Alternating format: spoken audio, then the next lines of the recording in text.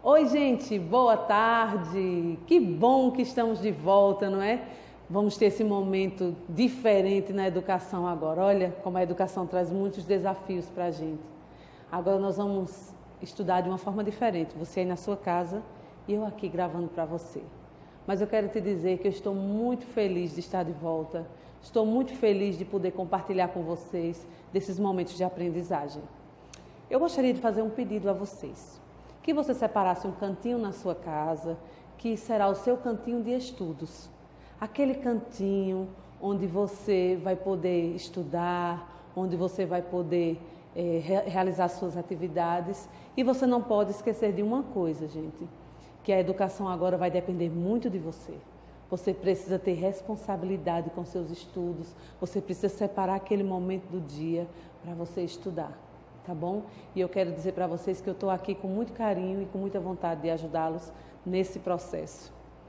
Durante esse período de pandemia, nós podemos ter certeza de uma coisa, do amor e do cuidado do nosso Deus por cada um de nós. Lá em 1 Pedro, capítulo 5, verso 7, Pedro diz assim: lançando sobre ele toda a vossa ansiedade, porque ele tem cuidado de vós. Nós estamos vivendo um momento de muita ansiedade, onde as pessoas estão muito ansiosas com tudo o que está acontecendo. Mas aí a gente precisa confiar no nosso Deus querido, aquele Deus que disse que devemos lançar sobre Ele toda a nossa ansiedade, tudo aquilo que está machucando o nosso coração, devemos colocar diante do nosso Deus. Vamos orar nesse momento e vamos pedir a Deus que abençoe a nossa aula. Maravilhoso Deus, grandioso Pai, nós estamos muito felizes, Senhor, porque nesse momento nós sentimos a Tua presença em nosso coração. Ó Deus querido, colocamos diante de Ti todas as nossas ansiedades, todas as nossas angústias, porque nós sabemos que o Senhor tem cuidado de nós. E nós Te imploramos, ó Deus, que nos ajude, que nos abençoe e que esteja do nosso lado nesse novo desafio da educação que estamos enfrentando, em nome de Jesus. Amém. Vocês gostam de poema? Conhece algum? Qual? Já tentou escrever algum poema? Já leu algum livro de poemas? Pois é, no livro didático de vocês, lá na página 25, eu gostaria de convidá-los nesse momento a abrirem os seus livros. Nós temos aí um poema escrito muito lindo. É um poema de Gonçalves Dias e o tema do poema é a Canção do Exílio. Vamos fazer a leitura do poema.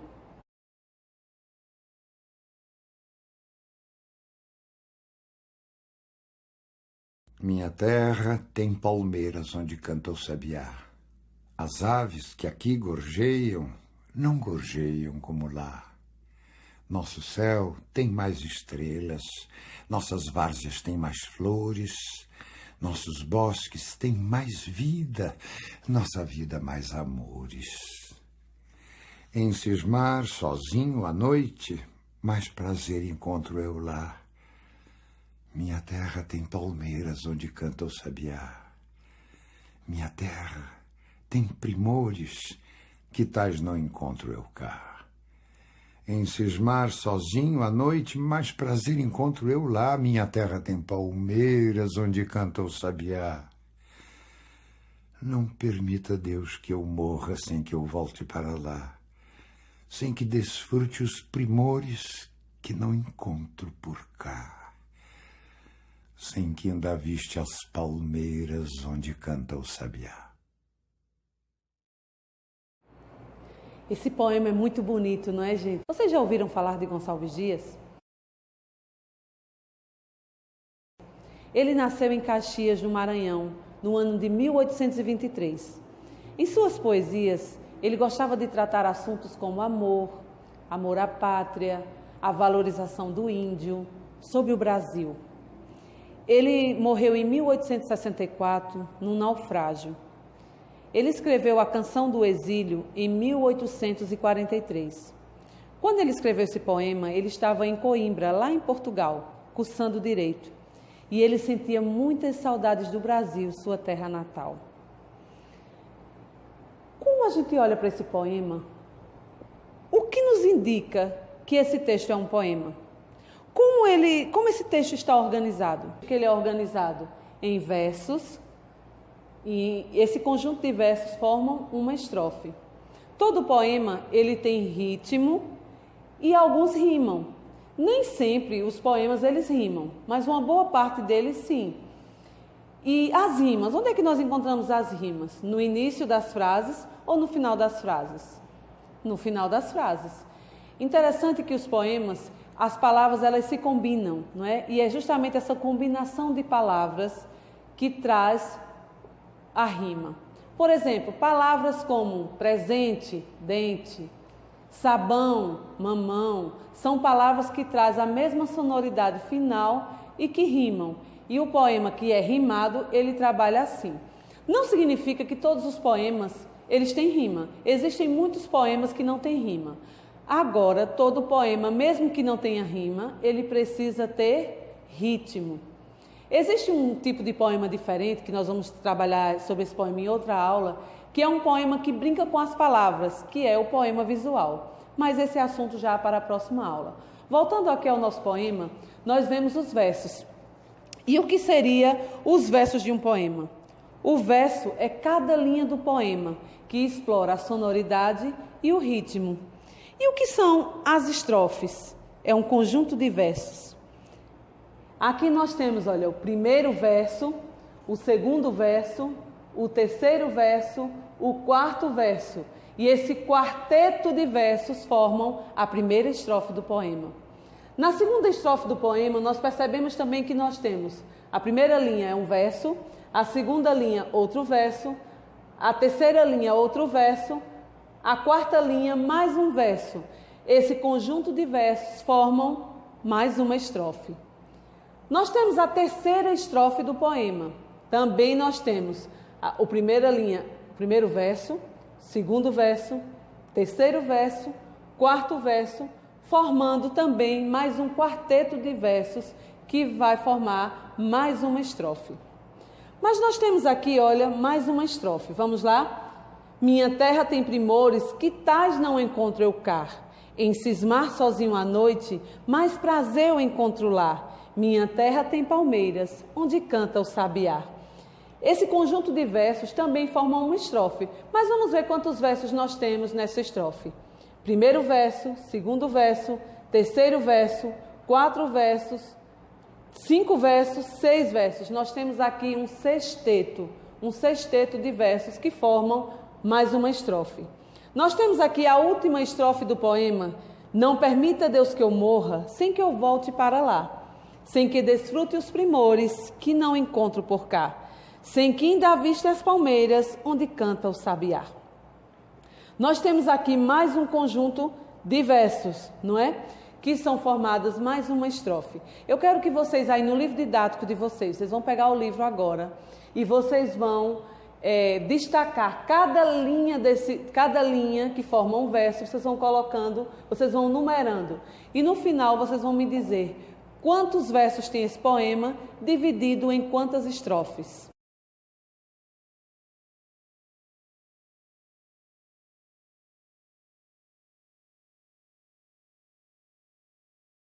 Percebam que essa última estrofe aqui, a palavra palmeiras, ela está no lugar errado, ela deveria ter ficado aqui. Eu coloquei ela aqui de forma proposital para que você pudesse perceber que, embora ela esteja numa linha separada, ela não traz um conjunto de sonoridade e ritmo. Para que possa ser um verso, ela precisa ter sonoridade e ritmo. Então, a palavra palmeiras, ela deveria estar aqui, ó. Sem que ainda viste as palmeiras, aí sim formava mais um verso. É um poema que possui 1, 2, 3 estrofes de quarteto e 2 estrofes de sextetos. Ou seja, uma estrofe que tem 3 estrofes que tem 4 versos e 2 estrofes que tem 6 versos.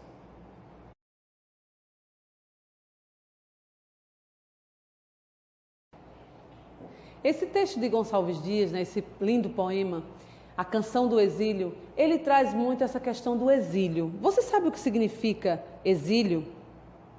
Exílio é quando alguém é obrigado a viver longe da sua pátria. Que sentimentos vocês acham que o poeta ele tinha quando ele escreveu A Canção do Exílio? O trecho, nossos bosques têm mais vida, nossa vida mais amores, aparece em uma canção conhecida de todos. Vocês conseguem lembrar que canção é essa? Onde é que podemos encontrar esse trecho? Nossos bosques têm mais vida, nossa vida mais amores. Alguém conseguiu lembrar? Prestem atenção na música.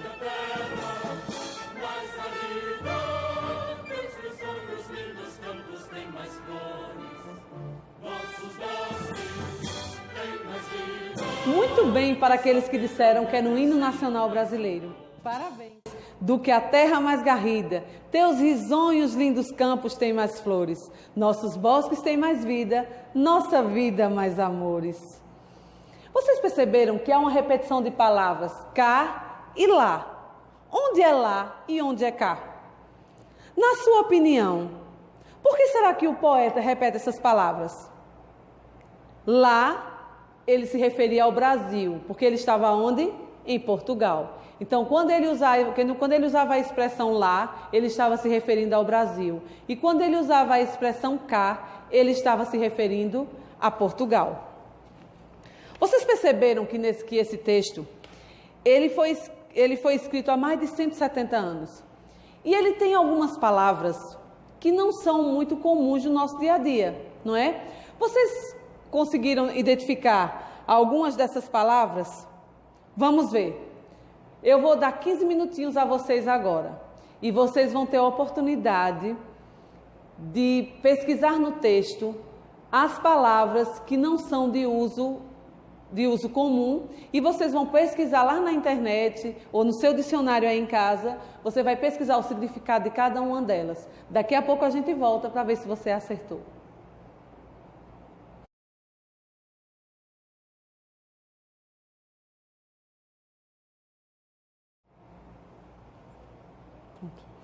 Nós temos aí a palavra cismar. Olha, essa palavra cismar.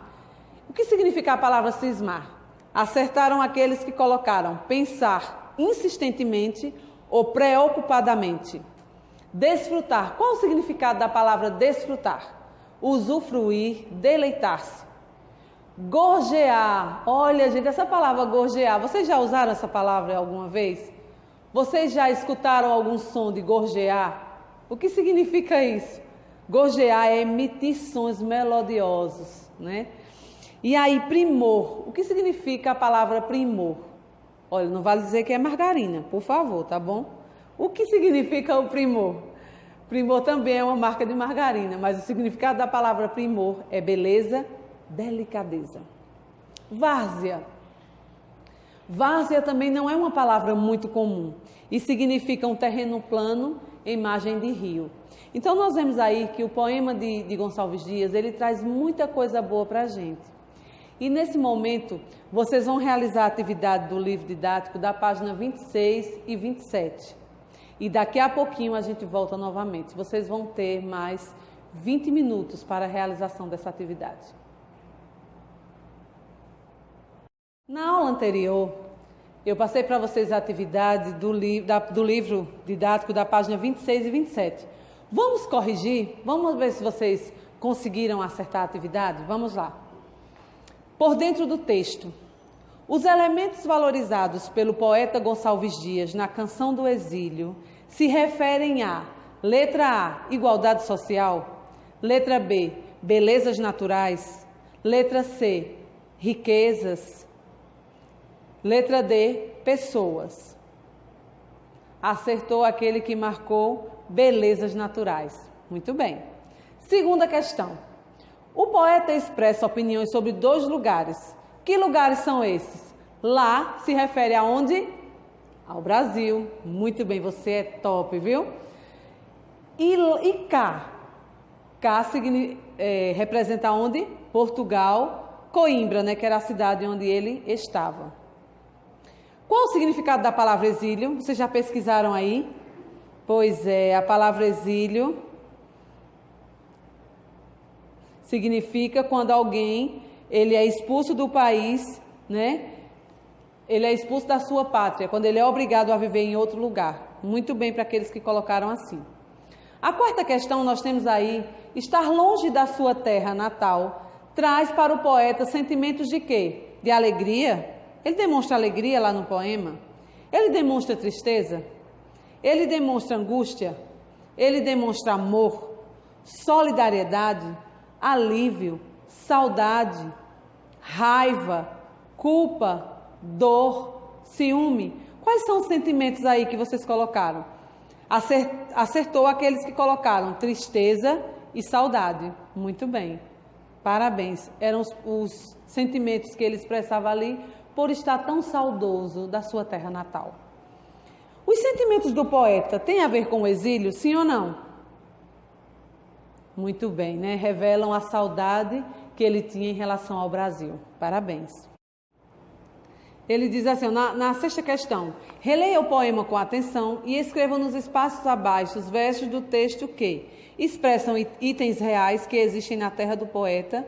E a segunda questão aí seria, revela uma visão mais sonhadora e real da terra dele. Os poetas, quando eles escrevem os poemas, muitas vezes eles se utilizam de elementos reais e muitas vezes eles colocam algo irreal do que eles expressam ali no poema. No caso de Gonçalves Dias, um item real aí que vocês colocaram, que quando ele fala do Brasil, quando ele diz, minha terra tem palmeiras, onde canta o sabiá. Esse aí era uma expressão real do Brasil, né? Que realmente nós temos palmeiras, onde canta o sabiá, que o sabiá é um pássaro símbolo aqui do Brasil. E aí na segunda questão, revela uma visão mais sonhadora e real da terra dele. Onde é que a gente pode encontrar no texto aí alguma expressão que demonstre um sonho real? Quando ele diz, olha, eu vou citar um exemplo, quando ele diz assim, nosso céu tem mais estrelas, né? Será que o Brasil ele tem mais estrelas do que nos outros lugares? Ninguém sabe, né? Nosso céu tem mais estrelas, nossas várzeas tem mais flores. Olha, que outra expressão aí também real do poeta, não é? Na sétima questão, era pedido para você escrever um parágrafo sobre o tema do poema Canção do Exílio. E aí você ia ter a oportunidade de você escrever, ter a visão do poeta que estava vinculado aos sentimentos dele. Você iria colocar aí, o tema era saudade da sua terra natal. Então, acho que você deve ter colocado aí alguma coisa, né, falando sobre essa saudade. Na oitava questão, nós temos aí, no poema, o lugar de origem é comparado com qual outro lugar? A terra natal dele é comparada com o local de exílio, ou seja, há uma comparação entre Brasil e Portugal, né? É isso aí que a gente vê, ele faz essa comparação do lá e o cá, que é justamente o Brasil e Portugal. Na nona questão, como Gonçalves Dias, faça também uma lista das coisas que são melhores em sua terra natal. Pronto. Gonçalves Dias fez questão de ver as palmeiras, o sabiá, as várzeas com flores, não é? Os pássaros. Vocês agora vão ter a oportunidade de você olhar agora para o seu país. Vamos olhar para o Brasil. E eu tenho certeza que vocês aqui expressaram muito bem as belezas que vocês viram no Brasil. Pode ser as praias, pode ser os campos, né? As chácaras lindas que a gente tem aqui no Brasil, os lindos rios, enfim. Você vai ficar à vontade aí para você colocar isso aqui. Eu acredito que você colocou falando um pouco sobre a beleza do seu país.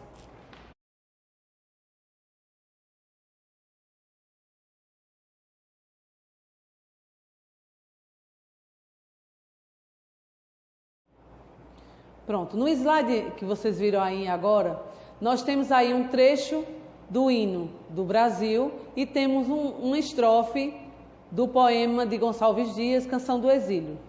Vocês agora vão responder a atividade do livro didático lá da página 28 e também da página, até a página 30.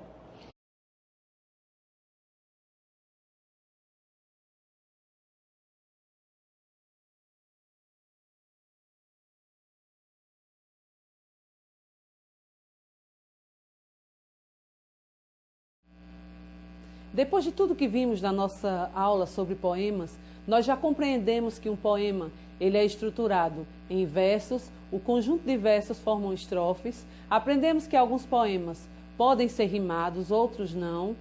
Na sua grande maioria são rimados, mas existem muitos poemas que também não são rimados. Nós aprendemos também que todo poema ele precisa ter um ritmo. Embora ele não tenha rima, ele precisa ter ritmo. Eu disponibilizei para vocês lá no portal alguns links com outros poemas, para vocês lerem e analisarem outros poemas diferentes. Hoje tratamos somente do poema A Canção do Exílio, mas você vai ter a oportunidade de fazer a leitura de outros poemas também. Após a leitura de todos esses poemas, vai ser o seu momento agora de ser o produtor. Você vai produzir agora o seu poema. Ou você pode criar um poema, ou você pode transformar um texto narrativo num poema. Você pode dar uma pesquisada aí no Google, algum texto narrativo, e você transformá-lo em poema. Desde que você estruture em versos, estrofes, que tem que ser no mínimo 3 estrofes, tá bom? Façam esse texto, tirem fotos, escrevam esse texto, tirem fotos e postem para mim lá no portal, lá no Eclass. Agora, uma coisa importante. Não é para você fazer digitado, eu não quero que você faça digitado. Você vai fazer esse texto manuscrito. Eu preciso que você trabalhe sua letra também, tá bom? Aguardo vocês e tenho certeza que serão textos maravilhosos. Parabéns, meus poetas!